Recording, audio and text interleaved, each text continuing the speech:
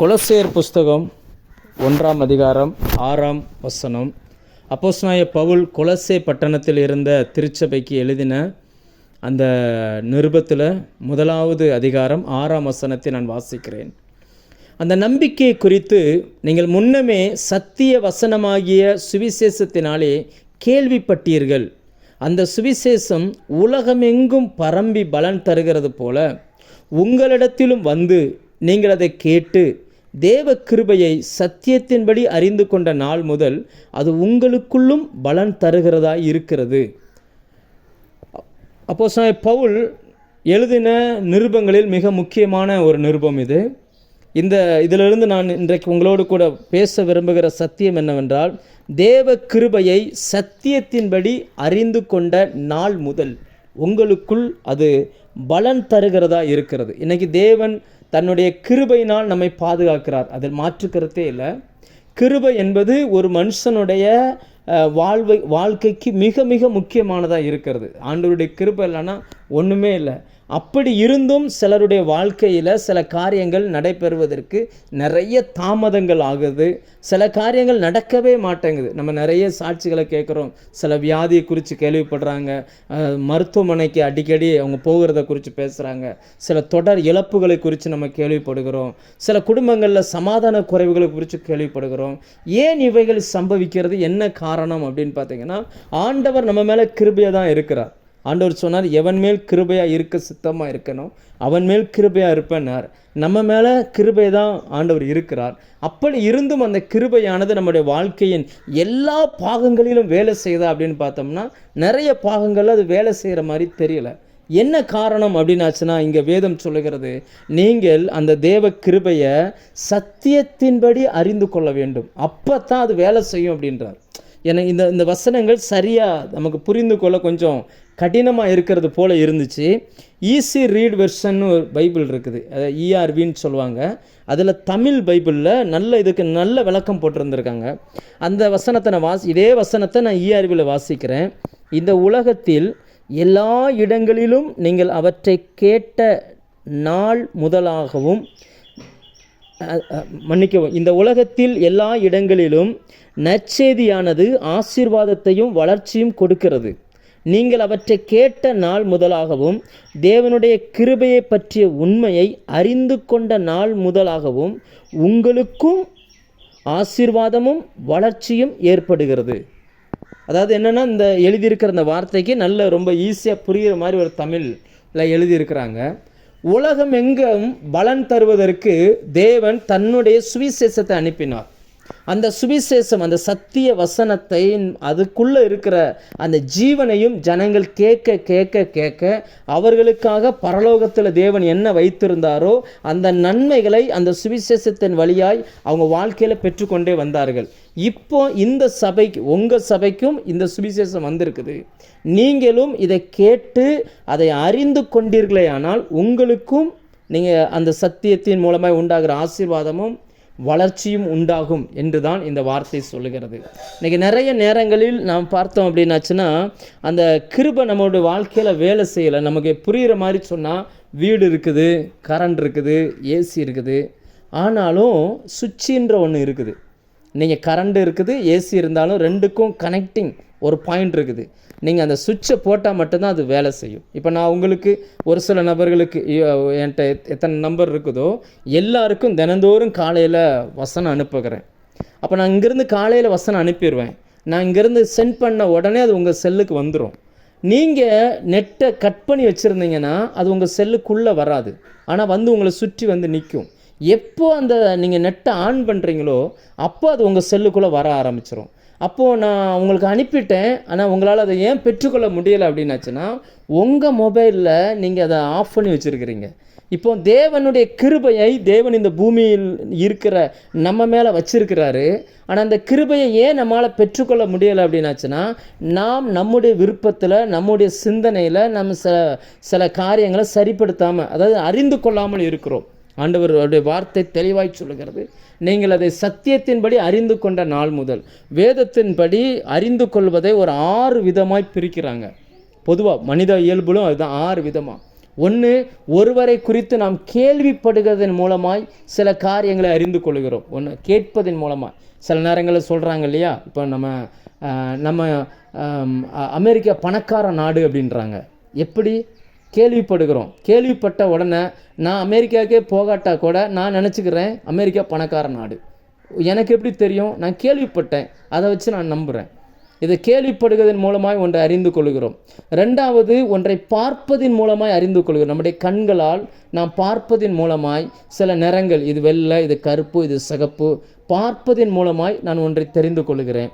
இன்னும் ஒன்று, நம்ம சுவாசிக்கிறதன் மூலமாய், நம்முடைய சுவாசம், அதாவது நம்ம ஒரு வாக்கிங் போய்கிட்டு இருக்கிறோம், எங்கிருந்தோ ஒரு துர்வாசனை வருகிறது, நாம் புரிந்து கொள்கிறோம் அங்கே ஏதோ ஒன்று செத்து கிடக்கிறது, இல்லைன்னா அது அங்கே விரும்பத்தகாத ஏதோ ஒன்று அங்கே இருக்குது, அங்கே போக வேண்டாம் அப்படின்னு தெரிஞ்சுக்கிறோம். இது எப்படி தெரிந்து கொள்கிறோம்? நம்முடைய சுவாசத்தின் மூலமாய் தெரிந்து கொள்கிறோம். அடுத்ததாக, ஒன்றை தொட்டு நாம் அறிந்து கொள்கிறோம். கண்கள், பார்வை திறனற்றவர்கள் கூட ஒன்றை தொட்டு அவர்கள் தெரிந்து கொள்கிறார்கள். இப்போ நெருப்பு சுடும், ஐஸ் கட்டி ஜில்லுன்னு இருக்கும், அது இந்த மாதிரி சில காரியத்தை நம்ம தொட்டு பார்ப்பதன் மூலமாய் நாம் ஒன்றை தெரிந்து கொள்ள முடியும். அடுத்ததாக, ஒன்றை சாப்பிட்டு பார்ப்பதன் மூலமாய், ருசி பார்ப்பதன் மூலமாய் ஒன்று தெரிந்து கொள்ள முடியும். அது நம்ம இப்போ சாப்பிட்டு பார்க்குறோம், ஒரு இடத்துக்கு போகிறோம், ஒரு புது உணவாக இருக்குது, அது இனிப்பாக இருக்கா காரமாக இருக்கா நமக்கு தெரியலை, சாப்பிடும் பொழுது நம்ம அதை தெரிந்து கொள்கிறோம். இந்த 5ம் பொதுவாக எல்லாருமே பண்ணக்கூடியது. 6வதாய் ஒரு தெரிந்து கொள்ளுதல் அல்லது ஒரு அறிந்து கொள்ளுதல் அப்படின்ற ஒன்றை தேவன் வைத்திருக்கிறார். அது பார்த்திங்கன்னா ஒரு கணவன் மனைவி உறவை போல தேவனும் நமக்கும் இருக்கக்கூடிய அந்தரங்க உறவு. அது வெளியில் யாருக்குமே தெரியாது. அதாவது நம்ம புரிந்து கொள்வதற்காக ஆதியாகமம் 4:1 சொல்லும், ஆதாம் ஏவாளை அறிந்தான், காயினை பெற்றெடுத்தான் அப்படின்னு சொல்லி. அந்த ஆணுக்கும் ஒரு கணவனுக்கும் மனைவிக்குமான அந்த அந்தரங்க வாழ்க்கையை போல தேவனுக்கும் ஒரு விசுவாசிக்குமான அந்தரங்க உறவு, அது வெளியில் யாருக்கும் தெரியாது. ஆனால் இந்த அறிவு, இந்த அறிந்து கொள்ளுதல், இப்படி அறிந்து கொள்ளுகிற அந்த அறிவில் நீங்கள் சத்தியத்தின் மூலமாய் அந்த தேவ கிருபை அறிந்து கொண்டீங்கன்னா அது உங்கள் வாழ்க்கையில் கட்டாயமாய் பதில் செய்யும். நம்ம இன்றைக்கி எங்கே, ஏன்னா அதன்படி இந்த சத்தியத்தின்படி நான் சில காரியங்கள் உங்களோடு கூட பேச விரும்புகிறேன்.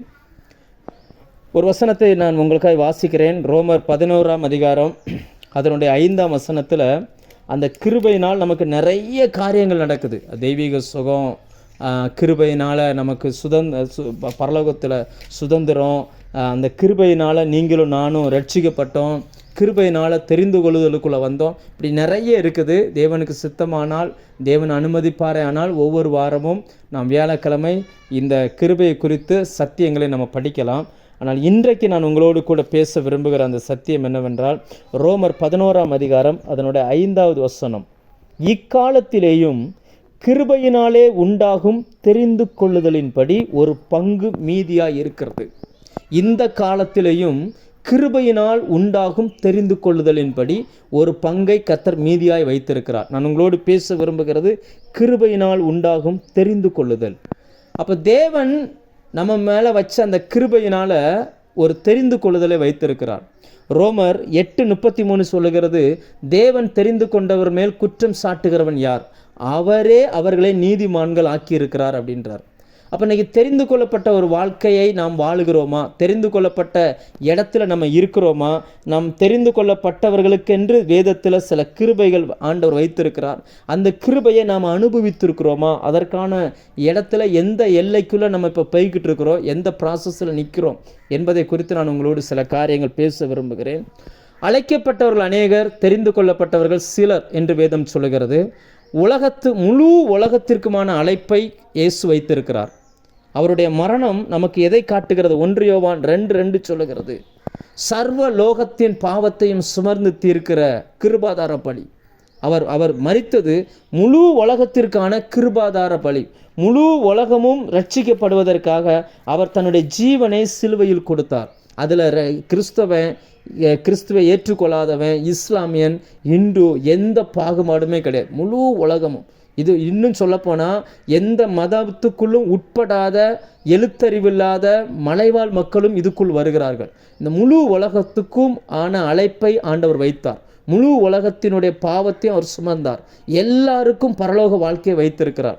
1 யோவான் 4 அதிகாரம் 14 வசனம் சொல்கிறது, பிதாவானவர் அவரை இந்த பூமிக்கு அனுப்பும்போது பிதாவானவர் குமாரனை உலக இரட்சகராய் அனுப்பினார் என்று நாங்கள் கண்டு சாட்சியிடுகிறோம். அவர் இந்த பூமிக்கு வந்ததே ஒரு கூட்ட ஜனங்களை ரட்சிப்பதற்கல்ல, முழு உலகத்தை ரட்சிப்பதற்காக. அந்த சமாரியா ஸ்திரீ இயேசு கிறிஸ்துவின் இடத்திலிருந்து அந்த வார்த்தையை பெற்றுக்கொண்டு சமாரியா ஊருக்குள்ளே போய் அங்கிருந்து ஒரு கூட்ட ஜனங்களை அழைத்து கொண்டு வந்தாள். அந்த வந்த ஜனங்கள் இயேசுவினுடைய வார்த்தையை கேட்டுட்டு அந்த சமாரியா ஸ்திரியை பார்த்து சொல்லும் பொழுது இப்படி சொன்னார்கள். யோவான் 4:42 வசனத்தில் அந்த ஸ்திரியை நோக்கி, உன் சொல்லின் நிமித்தமா அல்ல, அவருடைய உபதேசத்தை நாங்கள் கேட்டு அவர் மெய்யாய் கிறிஸ்துவாகிய உலக இரட்சகர் என்று அறிந்து விசுவாசிக்கிறோம் என்றார்கள். இப்படி இயேசுவினுடைய அந்த அழைப்பு, அந்த ரட்சிப்பிற்கான அந்த அழைப்பு முழு உலகத்துக்குமானது. எல்லாருக்கும் அந்த அழைப்பை கர்த்தர் வைத்திருக்கிறார். ஆனால் எல்லாரும் அந்த அழைப்புல வந்திருக்கிறாங்களா அப்படின்னு பார்த்தோம்னா எல்லாராலும் வர முடியலை. தேவன் தெரிந்து கொண்ட சில மனிதர்கள் அவருடைய விருப்பத்தின்படி, தெரிந்து கொள்ளுதல் என்பது அவருடைய விருப்பத்தின்படி இந்த பூமியில் வாழ்கிற சில மனிதர்களை மட்டும் அவர் செலக்ட் பண்ணியிருக்கிறார். அதாவது எல்லாருக்கும் அந்த அழைப்பு இருக்குது. எப்படி செலக்ட் பண்ணுறாருனா, அந்த மனிதர்களுடைய விருப்பம்னு ஒன்று வச்சிருக்கிறார். அவங்க விரும்பினால் இதுக்குள்ளே வந்துட முடியும். ஏனென்றால் தேவன் அவருடைய சாயலின்படி மனுஷனை படைத்தார். அவருக்கு சொந்தமாக யோசிக்கும் திறன், சொந்தமாய் தெரிந்து கொள்ளும் திறன் இருந்துச்சு. அதனால் அந்த தெரிந்து கொள்ளும் திறனை முழு மனிதனுக்குள்ளும் வைத்தார். இன்றைக்கு வச்சுட்டு எல்லாருக்குமான அந்த பரலோகத்தை ஆயத்தம் பண்ணி அந்த ரட்சிப்புக்குள்ளே எல்லாரையும் அழைக்கிறார். யாரெல்லாம் தெரிந்து கொண்டார்களோ அவரை தெரிந்து கொண்டார்களோ அவர்களை அவரும் தெரிந்து கொண்டார்.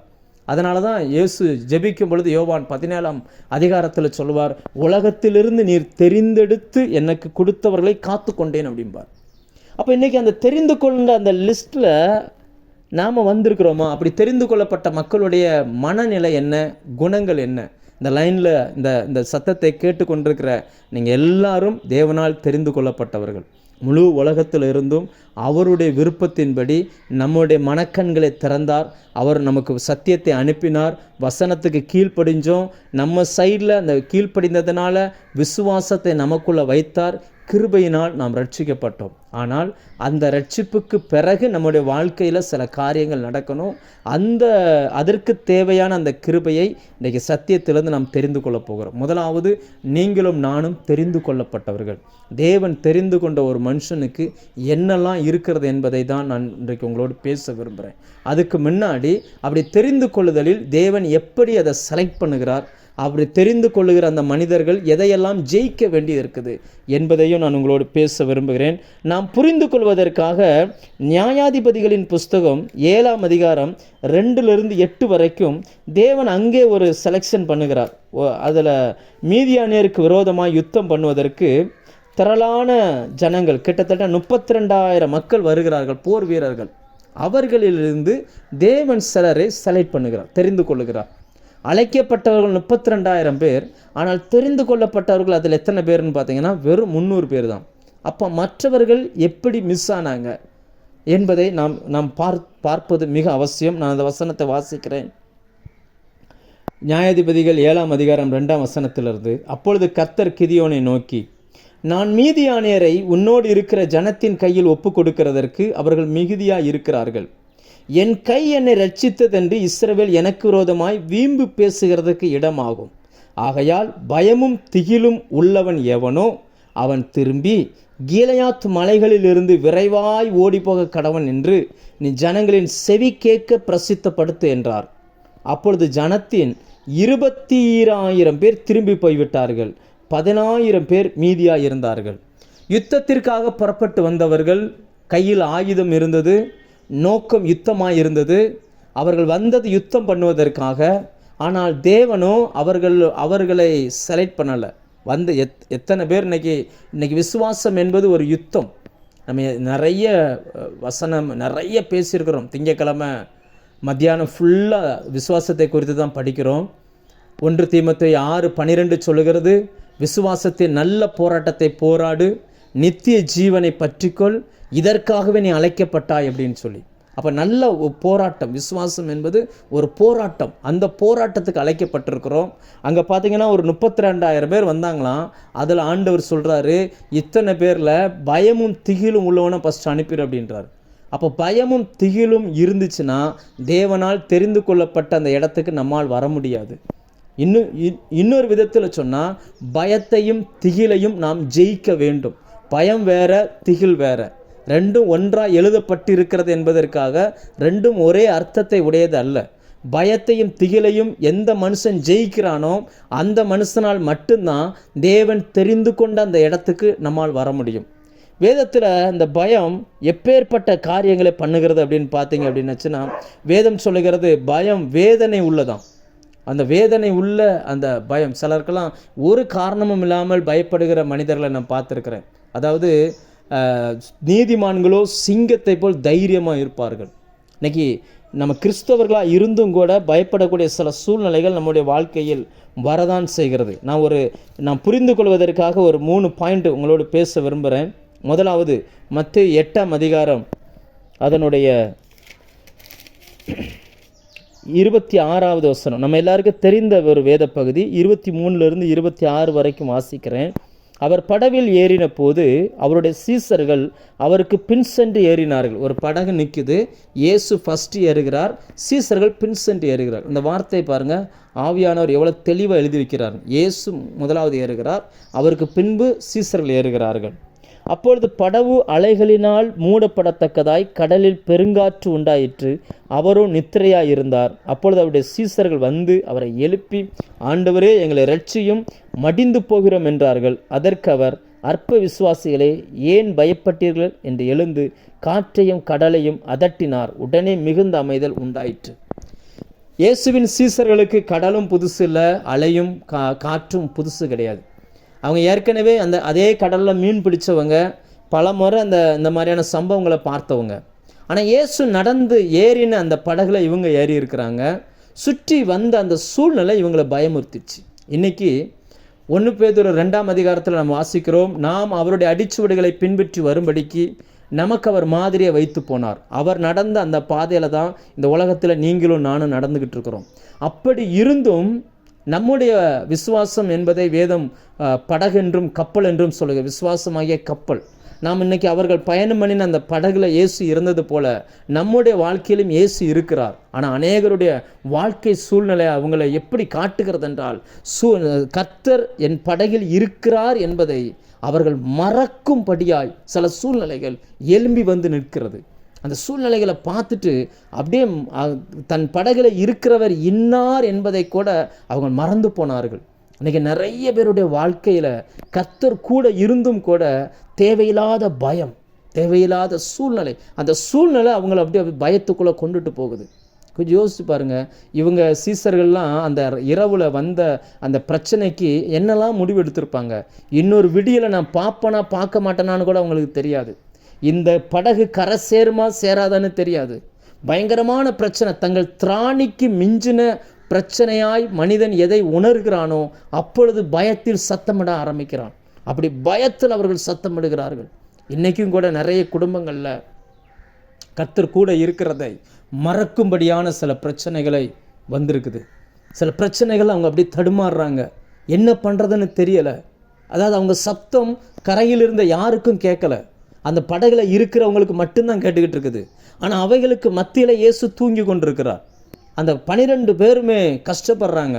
சில நேரங்களில் நம்ம யோசிக்கிறோம், கர்த்தரை நம்பி தானே படகுல, ஏன்னா என்ன பேசியிருப்பாங்க, அந்த வசனம் தெளிவாக சொல்லுகிறது. 23 வசனம், அவர் படவில் ஏறின போது அவருடைய சீசர்கள் அவருக்கு பின் சென்று ஏறினார்கள். அவர் தான் ஃபஸ்ட்டு ஏறினார், அவருக்கு பின்னாடி தான் இவங்க வந்தாங்க. ஆனால் இவங்க இப்போ கஷ்டப்பட ஆரம்பித்த உடனே அவங்க பார்க்குறாங்க, நம்ம இவ்வளவு கஷ்டப்படுறோம், இவர் அமைதியாக தானே இருக்கிறாரு. சிலருடைய வாழ்க்கையில் சில பிரச்சனைகள், உபத்திரவம், போராட்டம், நெருக்கம் வரும்பொழுதெல்லாம் அவங்களுடைய இருதயம் அவர்கள் சத்தமிட்டு கூப்பிட்டார்கள். நாமும் சத்தமிட்டு ஜெபத்தில் கூப்பிடுறோம், ஆண்டவரே எனக்கு உதவி செய்யுங்க, உதவி செய்யுங்க, உதவி செய்யுங்கன்னு சொல்லி.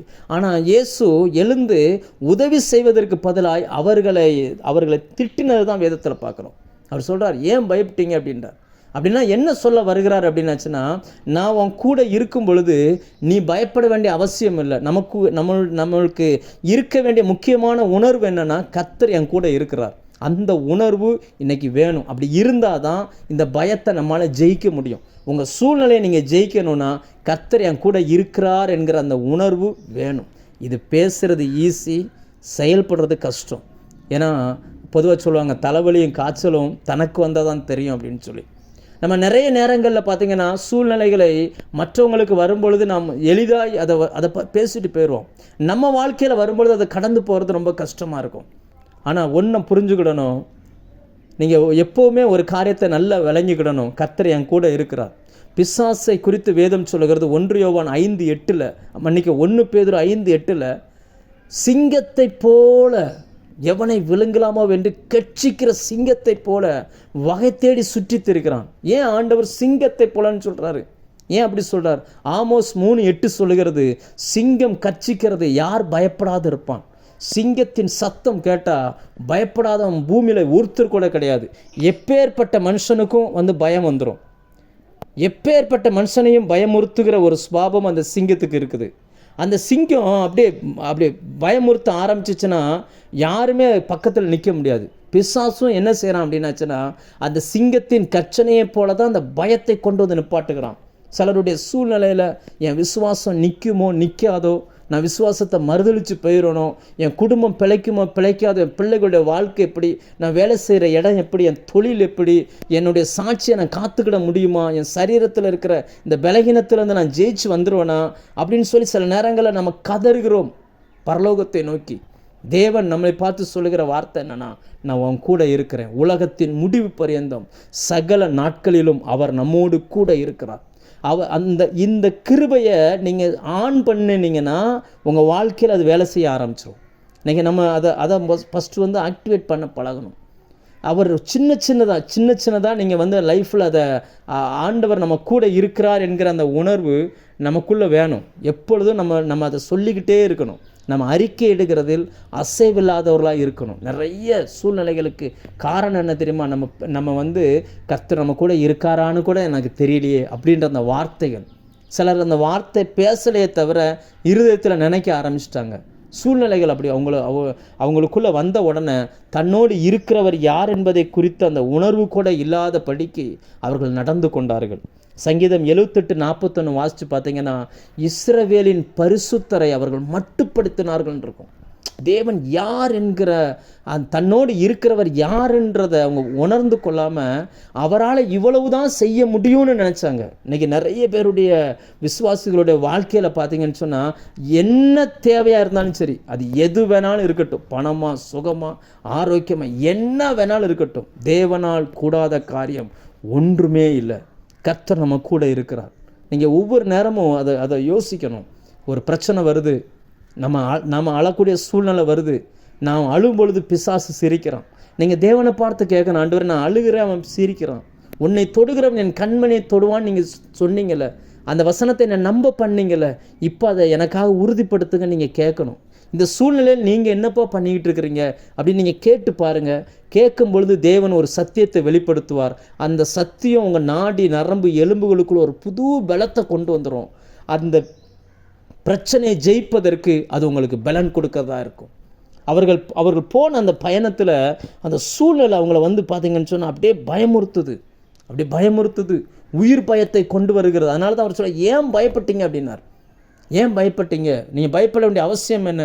நான் உங்கள் கூட இருக்கிறத நீங்கள் மறந்துட்டீங்களா என்று கேட்கிறது போல அந்த வார்த்தையை அவர் அங்கே உபயோகிக்க ஆரம்பித்தார்.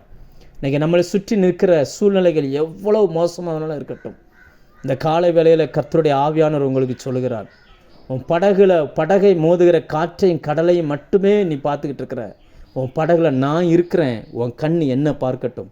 அவர்கள் அவரை நோக்கி பார்த்தார்கள், அவருடைய முகங்கள் பிரகாசித்தது. உங்கள் வாழ்க்கையை பிரகாசிக்க பண்ணுகிற ஒருவர் உங்கள் கூடவே இருக்கிறார், உங்கள் பக்கத்தில் நிழலாக இருக்கிறார். அவருடைய மூச்சு காற்று உங்கள் மேலே பட்டுக்கிட்டு இருக்குன்றதை நீங்கள் ஒரு நாளும் மறந்துடக்கூடாது. எப்பொழுதுமே கர்த்தர் நம்ம கூட இருக்கிறார். சூழ்நிலை எவ்வளவு மோசமானாலும் சரி, எவ்வளவு நெகட்டிவான சூழ்நிலைகள் வந்தாலும் கர்த்தர் பாசிட்டிவாக இருக்கிறார். தைரியமாக இருங்க. எந்த சூழ்நிலை என்ன வேணாலும் வரட்டும், மனிதர்கள் என்ன வேணாலும் பேசட்டும், கர்த்தர் நம்ம கூட இருக்கிறார். அதை நீங்கள் மறந்துடவே கூடாது. இந்த தேவன் என்றென்றும் உள்ள சதா காலமும் நம்முடைய தேவன். அவர் மரண பரியந்தமும் நம்மை நடத்துவார். ஆண்டவர் சொன்னார், தாயின் கருவில் உருவாகும் முன்னமே நம்மை அறிந்திருக்கிறார். சிலுவைக்கு போகும்போது கூட நம்மளை அவர் வெறுக்கலை. நாம் நல்லவர்களாக இருக்கும் பொழுது அல்ல, நாம் பாவிகளாக இருக்கும் பொழுது அவர் மரித்தார். நான் மனதில் அவருக்கு சத்துருக்களாக இருக்கும் பொழுதே, சத்துருவை போல இருக்கும் பொழுதே என் மேலே அவ்வளவு அன்பு வைத்தவர். இப்பொழுது நான் அவரை அறிஞ்சிருக்கிறேன், அவரால் அறியப்பட்ட இடத்துல இருக்கிறேன். என்னை விட்டுட்டு அவர் எப்படி போவார்? என் கூட தான் இருப்பார், எப்பொழுதும் என் கூட இருக்கிறார். இந்த எண்ணம் உங்களுக்குள்ளே வந்துருச்சு அப்படின்னா உங்களால் எளிதாக எந்த சூழ்நிலையும் ஜெயிக்க முடியும். எவ்வளோ பெரிய நெருக்கடி கொடுக்கறதா இருந்தாலும் சரி, உங்களால் ஜெயிக்க முடியும். உங்கள் படகு நிச்சயமாக கரை சேரும். அந்த ராத்திரி வேளையில் அந்த சீசருடைய இருதயம், இவர்கள் பரிசுத்த ஆவியை பெறுவதற்கு முன்னாடி இப்படி இருந்தாங்க. இதே சீசர்கள் பரிசுத்த ஆவியை பெற்ற பிறகு அப்போஸ்தலர் நடபடியில் வாசித்து பாருங்கள், எவ்வளோ பெரிய காரியங்களை செய்தார்கள். இன்னைக்கு நீங்கள் எந்த சீசர்களைப் போல இருக்கிறீங்க? பரிசுத்த ஆவியை பெறுவதற்கு முன்னாடி இருந்த அந்த சீசர்களைப் போல சூழ்நிலை பார்த்து கதறீங்களா? இல்லை பரிசுத்த ஆவியை பெற்ற பிறகு அவர்கள் தைரியமாக எதிர்த்து நின்னார்களே அந்த சீசர்களைப் போல இருக்கிறீங்களா? விடிஞ்சா தலை எடுத்துருவான் ஏரோது ராஜா. அப்படி இருந்தும் பேதுரு செம்மையாக தூங்கினார். அவருக்கு பயமே இல்லை. தேவதூதன் அவரை தட்டி எழுப்பி விடுதலையாக்கி கொண்டு வந்து வீட்டில் விட்டுட்டு போயிட்டார். அதை கனவுன்னு தான் நினச்சிக்கிட்டு இருக்கிறாரு. அவருக்கு பயமே இல்லை. எப்படி சாத்தியமானது? வெளியேற பெற்ற அபிஷேகத்தை கர்த்தர் உங்கள் மேலே வச்சிருக்கிறாருங்க. கோடி கோடியாக கொட்டி கொடுத்தாலும் கிடைக்காத வெளியேற பெற்ற பரிசுத்த ஆவியானோருடைய நடத்துதல் அபிஷேகம் உங்கள் மேலே இருக்குது. இவ்வளத்தையும் வச்சுக்கிட்டு அன்னைக்கு இயேசு என்கிற அந்த மனித சரீரத்தில் அவர்களோடு இருந்தவர் இன்னைக்கு பரிசுத்த ஆவியானவராய் நம்மோடு கூட இருக்கிறார். இன்னைக்கு அந்த சீசர்களை அதட்டினது போல நாம் பயந்து நடுங்கினோம்னா நம்மளையும் பார்த்து அவர் அதட்ட தான் பண்ணுவார். நாம் இன்னைக்கு எப்படி இருக்கிறோம்? பயத்தை மேற்கொண்டாதான் நீங்கள் தெரிந்து கொள்ளப்பட்டவர்கள். இப்படி சொல்கிறதா இருந்தால் தெரிந்து கொள்ளப்பட்டவர்கள் பயத்தை ஜெயிப்பார்கள். அவர்கள் வாழ்க்கையில் வருகிற சூழ்நிலையை ஜெயிப்பார்கள். இயற்கைக்கு மேற்பட்ட காரியங்களை அவங்க வாழ்க்கையில் அவங்க செய்வார்கள். நாம் இந்த உலகத்தோடு ஒத்து வாழ்வதற்கு இந்த உலகத்திற்குரியவர்கள் அல்ல, நாம் பரிசுத்த ஆவியானவரால் நடத்தப்படுகிறவர்கள். இந்த உலகம் நம்மகிட்டேருந்து கற்றுக்கிறதுக்கு நிறைய இருக்குது. அந்த இடத்துல கர்த்தர் உங்களை வச்சிருக்கிறார். ரெண்டாவதாக நாம் ஜெயிக்க வேண்டிய அந்த பயம் எங்கே வரும் அப்படின்னாச்சுன்னா, மத்தேயு 14ஆம் அதிகாரம் அதுலேயும் ஒரு தனி மனிதனுடைய சம்பவத்தை எழுதப்பட்டிருக்கிறது. அங்கே வாசிப்போம். 28 வாசிக்கிறேன். பேதுரு அவரை நோக்கி, ஆண்டவரே, நீரேயானால் நான் ஜலத்தின் மேல் நடந்து உம்மிடத்தில் வர கட்டளையிடும் என்றான். அதற்கு அவர் வா என்றார். அப்பொழுது பேதுரு படவை வெட்டி இறங்கி இயேசுவினிடத்தில் போக ஜலத்தின் மேல் நடந்தான். காற்று பலமாய் இருக்கிறதை கண்டு பயந்து அமிழ்ந்து போகையில், ஆண்டவரே, என்னை ரட்சியும் என்று கூப்பிட்டான். உடனே இயேசு கையை நீட்டி அவனை பிடித்து, அற்ப விசுவாசியை, ஏன் சந்தேகப்பட்டாய் என்றார். இங்கேயும் பார்க்குறோம், அங்கே 12 பேர் சூழ்நிலைகளை கண்டு பயந்தாங்க. இங்கே ஒரு மனுஷன், அந்த 12 பேரில் ஒரு ஆள் வெளியில் வந்து அதே கடலில் நடக்க ஆரம்பிக்கிறார். இப்போ பார்த்தீங்க அப்படின்னாச்சுன்னா இவருக்கு வருகிற பயம் வேற ஒரு பயம். ஆண்டவர் சொன்னார், ஏன் சந்தேகப்பட்டாய்? அங்கே சூழ்நிலைகளால் உண்டாகிற பயம். இங்கே பார்த்தீங்க அப்படின்னாச்சுன்னா நான் இதை ஜெயிச்சிருவேனா, நடந்துருவேனா, இங்கே போய் சேர்ந்துருவேனா, அந்த பயம், சந்தேகம். நல்லா புரிஞ்சுக்கோங்க, சந்தேகமும் பயமும் ஒன்றா இருந்துச்சு அப்படின்னா நாம் தெரிந்து கொள்ளப்பட்டவருடைய இடத்துக்கு இன்னும் வர முடியாது. ஆண்டவருடைய ரிஜெக்டட் லிஸ்ட்டில் நம்ம போயிடுவோம். ஆண்டவர் சொன்னார், பயமும் திகிலும் இருக்கிறவன் ஓடி போயிரு அப்படின்ட்டார். எங்கேருந்து போகணுமா? கீலேயாத்தின் மலையிலிருந்து போ. கீலேயாத்தின் மலை அப்படின்னாச்சுன்னா சாட்சிகளின் கூட்டம். நீங்களும் நானும் இயேசுவின் சாட்சிகள். நாம் அவர் யார் என்பதற்கு இந்த பூமியில் சாட்சி. அவருடைய சாட்சிகளாய் நாம் வாழ வேண்டுமானால் பயமும் திகிலும் நமக்கு இருக்கக்கூடாது. ஒரு கூட்டத்தில் இருக்கும்போது முதல்ல சூழ்நிலைகளுக்கு அவர்கள் பயந்தார்கள். ரெண்டாவது இங்கே பார்க்குறோம், அந்த கூட்டத்தில் அந்த 12 பேருக்குள்ளே நீ பெருசா, நான் பெருசா, நான் பெரியாளா அப்படின்ற அந்த போட்டி எப்போவுமே இருந்துக்கிட்டு இருந்துச்சு. இப்போ இயேசு கடலில் நடந்து வருகிறார். அந்த 11 பேரும் தயங்கின ஒரு விஷயத்தை ஒரு மனுஷன் தைரியமாக நானும் வரேன் அப்படின்ட்டார். ஓகே வா அப்படின்ட்டார். இப்போ பாருங்கள், இப்படி வச்சுக்கிடுவோம், படகு ஒரு இடத்துல இருக்குது, இயேசு ஒரு இடத்துல இருக்கிறார். இவர் படகுலேருந்து இறங்கி பாதி தூரம் வரைக்கும் வந்துட்டார். பாதி தூரம் வரைக்கும் வரும்பொழுது அவங்களெல்லாம் விட நான் கொஞ்சம் ஜெயிச்சிட்டேன் அப்படின்ற அந்த மனநிலையில் வந்தவர் இன்னும் இயேசுவின் இடத்துல போகிறதுக்கு கொஞ்சம் தூரம் தான் இருக்குது. ஆனால் இயேசுவின் மேலே வைத்த அந்த பார்வையை தூக்கி அப்படியே சூழ்நிலையில் அப்படி பார்த்தார். அவருக்குள்ளே சந்தேகம் வந்துருச்சு. ஏன்னா அந்த கடலில் எத்தனையோ முறை படகுல வந்திருக்கிறார், எத்தனையோ முறை படகுல மீன் பிடிச்சிருக்கிறார். இன்றைக்கி அதே கடலில் நான் நடக்கிறேனே நினச்சோன்னே அவருக்குள்ளே டவுட் வந்துருச்சு. அந்த சந்தேகம் அவரை விழத்தள்ளுது, அவரை அமிழத் தொடங்கினார். இன்றைக்கி ஒரு குடும்பத்தில் 8 பேர் இருக்கிறாங்க, 5 பேர் இருக்கிறாங்க, 4 பேர் இருக்கிறாங்கன்னா அதில் ஒரு நபர் கர்த்தருக்காக முதல்ல இறங்கி நடக்கிற அந்த நபர், தைரியமாய் நடந்த அந்த நபர், மற்றவர்களுக்கு ரோல் மாடலாக இருந்த அந்த நபர், அநேகர் மூழ்க தொடங்கிட்டாங்க. அநேகருக்குள்ள அந்த சந்தேகம், அழைப்பை குறித்த சந்தேகம். ஆண்டவர் தான் வா அப்படின்னார், அழைப்பை நம்பி இறங்கி வந்துட்டார். ஆனால் வந்த பிறகும் கூட இன்னும் கரை சேர முடியலை. கரை சேர முடியாமல் சில சந்தேகங்கள் அவங்க வாழ்க்கையில் இருக்குது. நிறைய பேருக்குள்ள தெய்வீக சுகம் உண்மையா? இயேசு நிச்சயமாகவே சுகமாக்கிடுவாரா? அவருடைய தழும்புகளால் சுகமாக முடியுமா? மருத்துவம் வேறு ஒன்றை பேசுகிறது, மருந்து மாத்திரை வேறு ஒன்று பேசுது. நம்ம அறிவுக்கு உட்பட்டு இதுவரைக்கும் இந்த வியாதி குணமடைஞ்சதை நம்ம பார்க்கல. இதெல்லாம் நடக்குமா? இந்த சந்தேகம் வந்துச்சுன்னா கிருபை உங்கள் வாழ்க்கையில் வேலை செய்வதற்கு உங்கள் சந்தேகம் தடை செய்கிறது. இயேசு பேதுரு படகுல தண்ணியில் நடந்தது அதிசயம்னா, பேதுரு நடந்தது பெரிய அதிசயம். அது எவ்வளோ பெரிய ஒரு காரியம் பாருங்கள். விசுவாசத்தில் எவ்வளோ பெரிய வல்லமை உள்ளவராக இருந்தார். இந்த 2 சம்பவத்தையும் படித்தீங்கன்னா ஒரு முக்கியமான ஒரு அடையாளம் இருக்குது. படகுல அவங்க பயந்த உடனே திட்டினார், அதுக்கப்புறம் காற்றையும் கடலையும் அதட்டினார். ஆனால் இங்கே அப்படி இல்லை. முதல்ல திட்டலை, கையை பிடிச்சி தூக்கி விட்டுட்டு அதுக்கப்புறம் தான் சொல்கிறாரு, ஏன் பயப்பட்ட அப்படின்னு கேட்குறார், ஏன் சந்தேகப்பட்ட அப்படின்னு கேட்குறார். இன்றைக்கி உங்கள் பிள்ளைகளுடைய வாழ்க்கை குறித்து உங்களுக்கு சந்தேகம் இருக்குதா? பிள்ளை வாழ்க்கை எப்படி இருக்கும், சரியாயிருமா சரியாகாதா, எனக்கு வேலை செய்கிற இடத்துல எனக்கு நல்ல பேர் கிடைக்குமா கிடைக்காதா, இன்றைக்கி எப்படி நீங்கள் நிற்கிற இடம் எப்படிப்பட்ட இடத்துல நிற்கிறீங்க, எப்போ வேணாலும் மூழ்கக்கூடிய ஒரு இடத்துல நீங்கள் நிற்கிறீங்களா? 11 பேர் இருந்து வேடிக்கை பார்த்துக்கிட்டு இருக்கிறாங்க, இவர் போய் சேர்ந்துட்டு வர மாட்டாரான்னு சொல்லி. இன்னொரு பக்கத்தில் இயேசு நிற்கிறார், கண்டிப்பாக என்கிட்ட வந்துடுவான்னு சொல்லி. இப்போ இப்படிப்பட்ட அந்த சூழ்நிலைகளுக்கு மத்தியில் அந்த பேதுரு நின்னது போல் நாம் நின்று கொண்டிருக்கிறோமா? உங்கள் சூழ்நிலைகள் எப்படி இருக்குது? கண்டிப்பாக பரிசுத்த ஆவியானவர் உங்களுக்கு சொல்லுகிறபடி உங்களுக்குள்ள சந்தேகங்கள் எழும்ப வேண்டிய அவசியமே இல்லை. நம்மை அழைத்தவர் உண்மை உள்ளவர். அவருடைய வார்த்தையை நம்பி தானே நீங்கள் வந்திருக்கிறீங்க. தேவனுடைய வார்த்தையை நாம் நம்பலாம். எந்த கதவு அடைத்தாலும் பரலோகத்தின் கதவு நமக்கு அடைக்க போகிறதே இல்லை. ஒருவரும் திறக்கக்கூடாதபடி பூட்டுகிறவர், ஒருவரும் பூட்டக்கூடாதபடி திறக்கிறவர். நமக்கு திறந்த வாசலை கர்த்தர் வைத்திருக்கிறார். ஒரு முறை ஒரு ஊழியக்காரர் இப்படி சொன்னார், மோகன், ஆண்டவர் உன்னை நம்பி ஒரு அழைப்பை கொடுத்துட்டார்னா, ஒரு வசனத்தை கொடுத்துட்டார்னா, ஒரு வார்த்தையை கொடுத்துட்டார்னா நீ பயப்படாத. அது நிறைவேறலைன்னா உலகமே அழிஞ்சு போனாலும் சரி, நிறைவேறலைன்னா உனக்காக புதுசாக ஒரு உலகத்தை உருவாக்கி உன்னை அங்கே கொண்டு போய் உட்கார வச்சு அந்த வார்த்தையை நிறைவேற்றிட்டு தான் உன்னை பரலோகத்துக்கு எடுப்பார் அப்படின்னார். நீங்கள் யோசிச்சு பாருங்கள், எவ்வளோ வார்த்தைகள் ஆண்டவர் கொடுத்துருக்கிறார். நீங்கள் விசுவாசத்தில் தனித்து நடந்து வந்திருக்கலாம், மற்றவங்களுக்கு முன்னாடி ஒரு அடி முன்னாடி நிற்கலாம், உங்கள் குடும்பமே உங்களை தான் ரோல் மாடலாக பார்க்கலாம், கிறிஸ்தவத்தில் உங்கள் சபை உங்களை ரோல் மாடலாக பார்க்கலாம், வேலை செய்கிற இடத்துல நீங்கள் ரோல் மாடலாக பார்க்கலாம். ஆனால் சில குறிப்பிட்ட இடத்துல நல்ல கம்பீரமாக வந்த நீங்கள் இன்றைக்கி தடுமாறுற மாதிரி சூழ்நிலைகள் இருந்துச்சுனாலும் பயப்படாதீங்க. அதை ஜெயிப்பதற்கு கர்த்தர் உங்கள் முன்னாடி கூட நிற்கிறார். அவர் உங்கள் கரம் பிடித்து உங்களை தூக்குவார். இதுவரை நடத்தினவர் இனியும் நடத்துவார். நீங்கள் பயப்படாதீங்க. எப்போ நமக்குள்ளே பயம் வரும் அப்படின்னாச்சுன்னா, பாவம் நமக்குள்ளே வந்துருச்சுன்னா பயம் வர ஆரம்பிச்சிடும். ஏதாவது தப்பு நமக்குள்ளே வந்துருச்சுன்னா பயம் வந்துடும். உங்கள் பிள்ளைகளை கவனித்து பாருங்கள், தப்பு செய்த பிள்ளைங்க முகத்துக்கு முகம் பார்த்து பேசாது. அப்படியே அந்த அந்த அந்த கண் அசைவிலே நம்ம கண்டுபிடிச்சிடலாம் ஏதோ தப்பு பண்ணியிருக்கிறான்னு சொல்லி. தனித்து வந்தவன் எங்கே தப்பு பண்ணுவான் தெரியுமா? அவரை நம்பி தனித்து வந்தவன் எங்கே தப்பு பண்ணுவான்னா, வாயினால் ஒன்று அறிக்கை பண்ணிவிட்டு அதை செய்யாமல் போவான்ல, அதை தப்புன்றார். நான் உங்களுக்கு புரியறதுக்காக சொல்கிறேன்.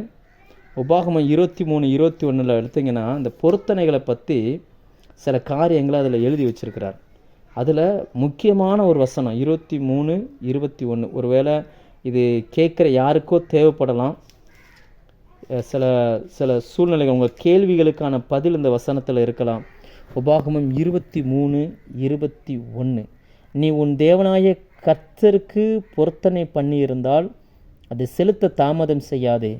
உன் தேவனாய கர்த்தர் அதை நிச்சயமாக உன் கையில் கேட்பார். அது உனக்கு பாவமாக இருக்கும். 23ஆம் வசனம். உன் வாயினால் சொன்னதை நிறைவேற்ற வேண்டும். உன் தேவனாய கர்த்தருக்கு உன் வாயினால் நீ பொருத்தனை பண்ணி சொன்ன உற்சாக பலியை செலுத்தி தீர்ப்பாயாக. பேதுரு தைரியமாக சொன்னார், நீங்கன்னா நான் வந்துடுறேன் அப்படின்னார். நீ வா அப்படின்ட்டார். இப்போ அவர் வந்தவர் பாதியில் நிற்க ஆரம்பிக்கிறார். காரணம் என்ன? சந்தேகம். இது முடியுமா? இவர் தானே சொன்னார் நான் வந்துடுவேன் அப்படின்னு சொல்லி. ஆண்டவர் வா அப்படின்ட்டார்ல, இப்போ இது முடியுமா முடியாதா அப்படின்ற சந்தேகம். இன்னைக்கு எத்தனை பேருடைய வாழ்க்கையில் இப்படிப்பட்ட சந்தேகத்தோடு நம்ம ட்ராவல் பண்ணுறோம்.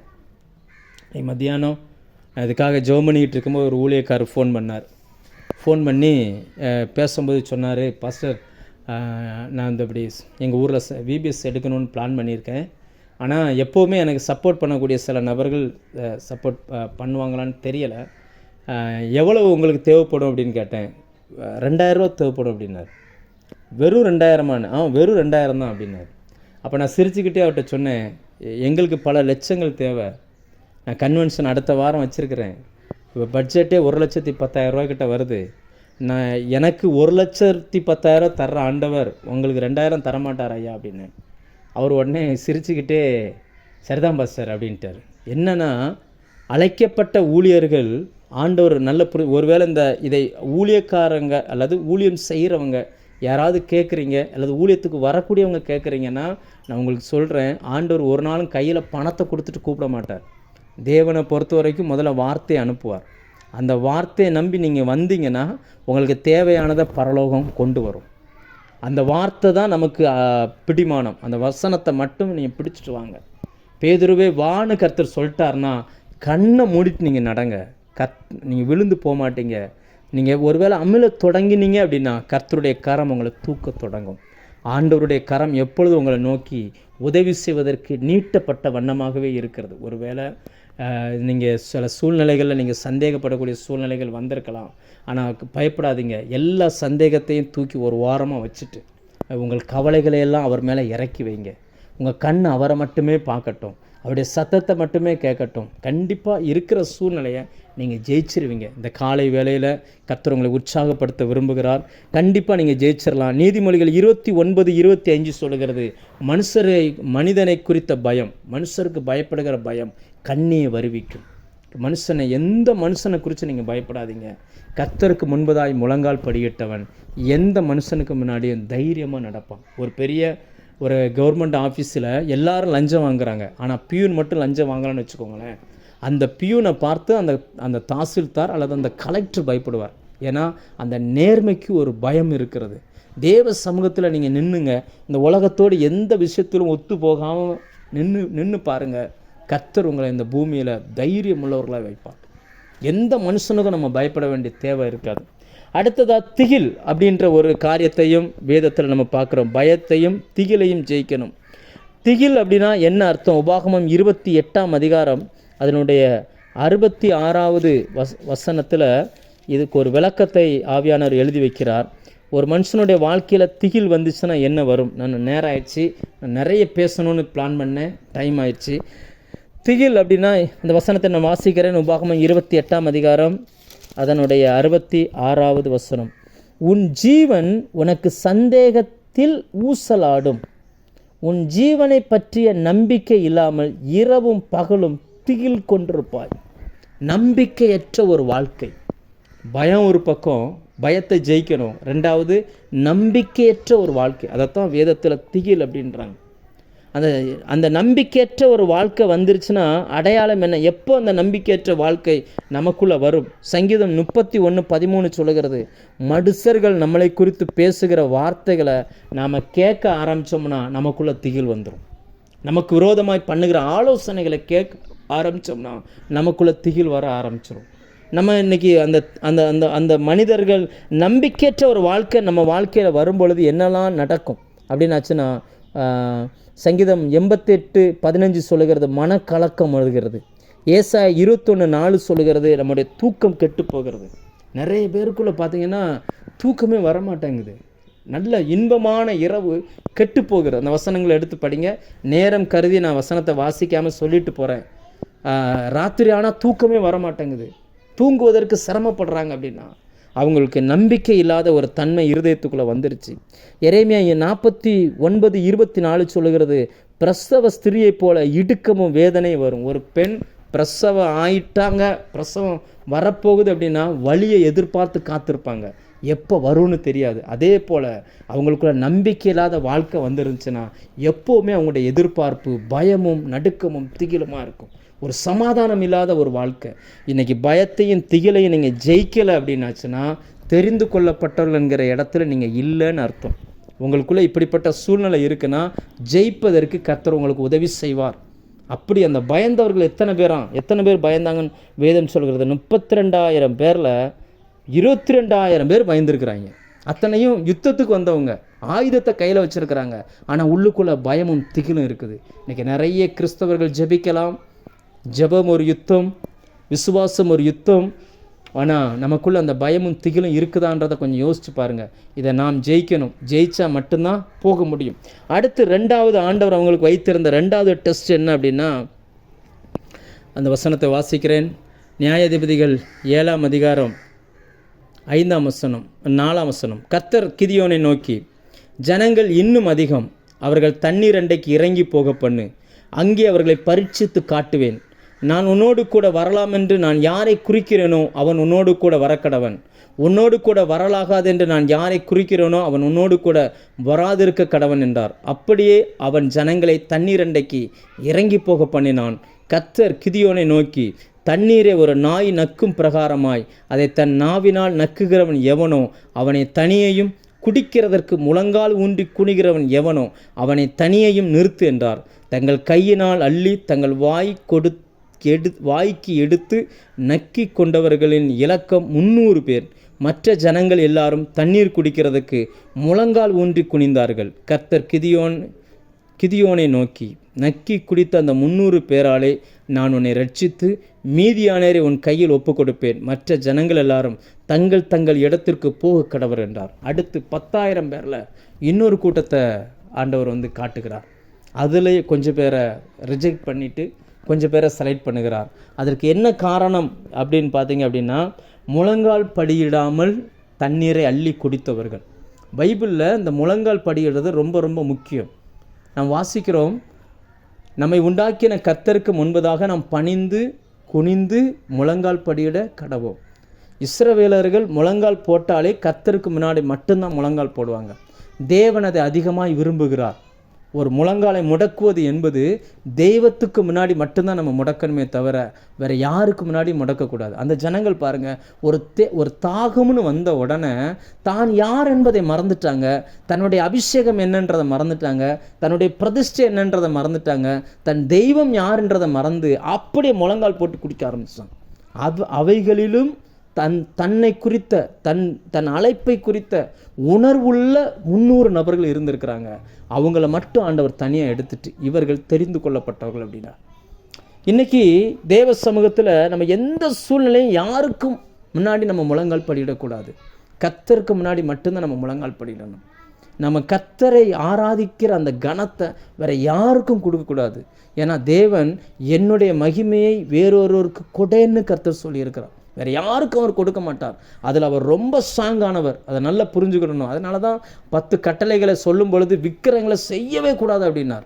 எனக்கு ஒப்பாய் இன்னொரு சுரூபமோ விக்கிரகமோ செய்யக்கூடாது அப்படின்னார். தேவன் தன்னுடைய ஸ்தானத்தை அவ்வளவு கனப்பண்ணுகிறார். நாம் அவரை ஆராதிப்பதில் அப்படி இருக்க வேண்டும் என்று அவர் விரும்புகிறார். அப்போ தெரிந்து கொள்ளப்பட்டவர்கள் கர்த்தருக்கு முன்பதாக மட்டுமே முழங்கால் படியிடுவார்கள். எந்த சூழ்நிலையில் நீங்கள் கர்த்தருக்கு முன்னாடி மட்டும் முழங்கால் படிட்டு நின்னீங்கன்னா கர்த்தர் இந்த பூமியில் உங்களை தெரிந்து கொள்ளப்பட்டவர்களாய் வாழ வைப்பார். அப்படி தெரிந்து கொள்ளப்பட்டவர்களை நம்ம வாழ்ந்தால் என்ன நடக்கும் தெரியுமா? அப்படி தெரிந்து கொள்ளப்பட்ட ஒரு மனுஷனை மட்டும் நமக்கு நேரம் ஆயிடுச்சு, ஒரு 5 மினிட்ஸ்க்குள்ளே நான் முடிக்கிறேன். அப்படி தெரிந்து கொள்ளப்பட்ட ஒரு மனுஷனை நான் வேதத்திலிருந்து நான் காட்டுகிறேன். யாத்ராகமம் 33ஆம் அதிகாரம் அதனுடைய 11ஆம் வசனம். நம் எல்லாருக்கும் தெரிந்தபடி நூனின் குமாரனாகிய யோசுவாவை குறித்து எழுதப்பட்டிருக்கிறது. கர்த்தர் முகமுகமாய் மோசையோடு பேச ஆரம்பித்தார். மோசையோடு பேசி கர்த்தர் போய்விட்டார். இந்த வசனத்தை வாசிக்கிறேன். ஒருவன் தன் சிநேகிதனோட பேசுவது போல கர்த்தர் மோசையோட முகமுகமாய் பேசினார். பின்பு அவன் பாளையத்துக்கு திரும்பினான். நூனின் குமாரனாகிய யோசுவா என்னும் அவனுடைய பணிவிடைக்காரனாகிய வாலிபன் ஆசரிப்பு கூடாரத்தை விட்டு பிரியாதிருந்தான். 2 பேர் பேசுகிறாங்க. பேசிட்டு கர்த்தர் போயிருந்தாரு, மோசையும் போயிருந்தாரு. ஆனால் ஆசரிப்பு கூடாரத்தை விட்டு அந்த வாலிபன் பிரியாதிருந்தான். ஏன்னா கர்த்தருக்கு முன்பதாக மட்டுமே அவனுடைய முழங்கால் முடங்கி இருக்கிறது. அவருக்கு முன்பதாக மட்டுமே அவன் நிற்கிறான். அப்படி நின்று அந்த நூனின் குமாரனைய யோசுவாவை 2வது தலைவனாய் கர்த்தர் மாற்றினார். நீங்கள் கர்த்தரை மட்டுமே ஆராதிச்சிங்க அப்படின்னாச்சுன்னா கர்த்தர் உங்களை தலைவனாய் மாற்றுவார். ஒரு கூட்ட ஜனங்களை நடத்துகிறவனாய் மாற்றுவார். அவர் அந்தரங்கத்தில் எத்தனை மணி நேரம் தேவனை ஆராதித்தார்னு தெரியலை. அவர் அந்த ஆசரிப்பு கூடாரத்தில் அவர் தங்கி இருந்ததையும் ஜெபித்ததையும் ஒரு கண்ணு கூட பார்க்கல. ஒரு கண் கூட அவர் இப்படி ஜெபித்ததை பார்க்கல. நான் சொல்கிறேன், அந்தரங்கத்தில் நீங்கள் பண்ணுற ஜெபம் யாரும் பார்க்கணுன்னு அவசியம் இல்லை.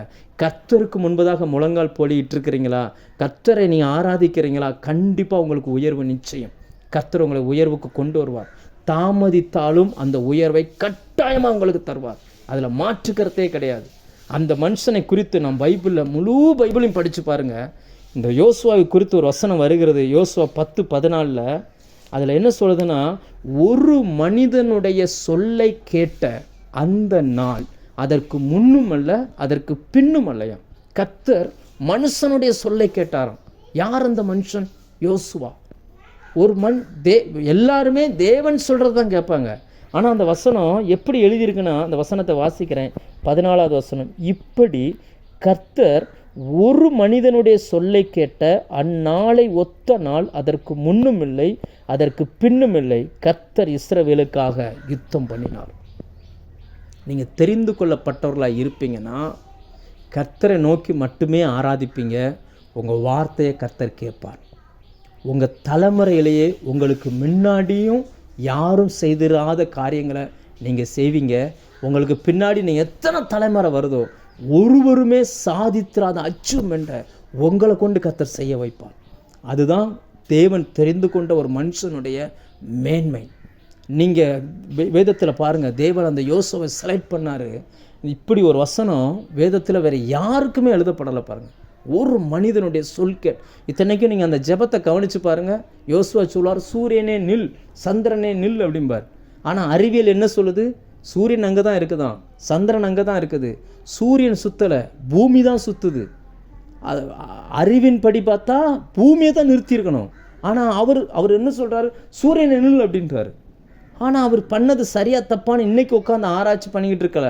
கர்த்தர் அவருடைய வார்த்தை அப்படியே கனம் பண்ணினார். அப்படி சூரியன் நின்றுச்சு. அதில் ரொம்ப ஆச்சரியமான விஷயம் என்னென்னா, அந்த மனிதனுடைய அந்த சொல்லை கேட்ட அந்த நாள், அந்த வார்த்தையை பாருங்கள், எவ்வளோ ஒரு அருமையான வசனம் பரிசுத்த ஆவியானவர் எழுதி வைக்கிறார். ஒரு மனிதனுடைய சொல்லை கேட்ட அந்த நாளை ஒத்த நாள் அதற்கு முன்னும் இல்லை அதற்கு பின்னும் இல்லை அப்படின்றார். எத்தனை மனிதர்களுக்கு முன்னாடி வாழ்ந்தாங்க? மோசே, ஆபிரகாம், ஏனோக்கு, நோவா, அதுக்கு பின்னாடி எத்தனை மனிதர்கள் வாழ்ந்தாங்க. ஆனால் வசனம் சொல்லுகிறது, அவர் அந்த மனுஷனுடைய சொல்லை கேட்டு சூரியனை நிறுத்தினார். தெரிந்து கொள்ளப்பட்டவர்களுக்காக தேவன் இயற்கையவே ஸ்டாப் பண்ணுகிறார். ஆப்டரால் உங்கள் வீட்டில் இருக்கிற பிரச்சனையை சரி பண்ண மாட்டாரா? சாதாரண ஒரு வியாதியை சுகமாக்க மாட்டாரா? சாதாரண ஒரு பொருளாதார நெருக்கடியை மாற்ற மாட்டாரா? சாதாரண உங்கள் கணவனுடைய இருதயம் திருப்பப்படுகிறது சாத்தியமில்லாத காரியமா? உங்கள் பிள்ளைகளுடைய இருதயம் திருப்பப்படுவது, கர்த்தருக்கு நேராய் திருப்பப்படுவது சாத்தியமில்லாத காரியமா? ஒரு மனுஷன் ஜெபம் பண்ணி சூரியனை நிறுத்திட்டான். தேவனால் தெரிந்து கொள்ளப்பட்டவனுடைய வார்த்தைக்கு அவ்வளவு மரியாதையை பரலோகம் கொடுக்கிறது. யோசுவாவை பார்த்த அதே கண்கள் உங்களையும் என்னையும் பார்க்கிறது. தெரிந்து கொள்ளப்பட்டவர்களுக்குன்னு ஒரு கிருபையை கர்த்தர் வச்சிருக்கிறார். அவன் ஜெபம் பண்ணா இயற்கை நிற்கும். அவன் ஜெபம் பண்ணா இயற்கைக்கு மேற்பட்ட அற்புதம் நடக்கும். அவன் ஜெபம் பண்ணா நடக்காதவைகள் நடக்கும். கர்த்தர் அப்படிப்பட்டதான ஒரு கிருபையை உங்கள் நாவில் கர்த்தர் இந்த காலை வேளையில் வைப்பாராக. இன்றைக்கி நாம் அந்த இடத்துக்கு வரணும்னா பயத்தையும் திகிலையும் நீங்கள் ஓவர் கம் பண்ணணும். அது எந்த வடிவத்தில் வந்தாலும் சரி, நீங்கள் அதை ஜெயிச்சே ஆகணும். அடுத்து 2வது, எந்த சூழ்நிலையிலும் நீங்கள் யார் என்பதை மறந்துடக்கூடாது. உங்கள் தேவனை கனப்படுத்துகிறதை நீங்கள் மறந்துடக்கூடாது. தன்னுடைய அபிஷேகத்தையும் பிரதிஷ்டையும் அந்த 300 பேர் காத்து கொண்டார்கள். கர்த்தருக்கு முன்னாடி மட்டும்தான் முழங்கால் படியிடுவேன், வேற யாருக்கு முன்னாடி முழங்கால் படியிட மாட்டேன். கர்த்தரிடத்திலிருந்து தான் எனக்கு ஒத்தாசை வரும், வேறு எந்த மனுஷன்கிட்ட இருந்து நான் கையேந்த மாட்டேன்றத அந்த இடத்துக்கு நம்ம வந்துடணும். அப்படி வந்தோம்னா கர்த்தர் உங்களை இன்னொரு யோசுவாவாக பார்க்க விரும்புகிறார். நீங்கள் இருக்கிற இடத்துல, உங்கள் குடும்பத்தில் உங்கள் மூலமாக செய்கிற அந்த அற்புதம் தலைமுறை தாண்டியும் பேசப்படும், சொல்லப்படும். தேவன் அதை ரிஜிஸ்டர் பண்ணுவார், ரெக்கார்ட் பண்ணுவார். உங்களை கொண்டு பலத்த காரியங்களை செய்வார். இந்த காலை வேளையில் கர்த்தர் அப்படிப்பட்டதான நன்மைகளை உங்களுக்கு தரட்டும்னு சொல்லி கர்த்தருடைய ஊழியக்காரனாக இருந்து திறந்த மனதோடு உங்களை ப்ளஸ் பண்ணுறேன். நான் உங்களுக்காக ஜெபிக்க விரும்புகிறேன்.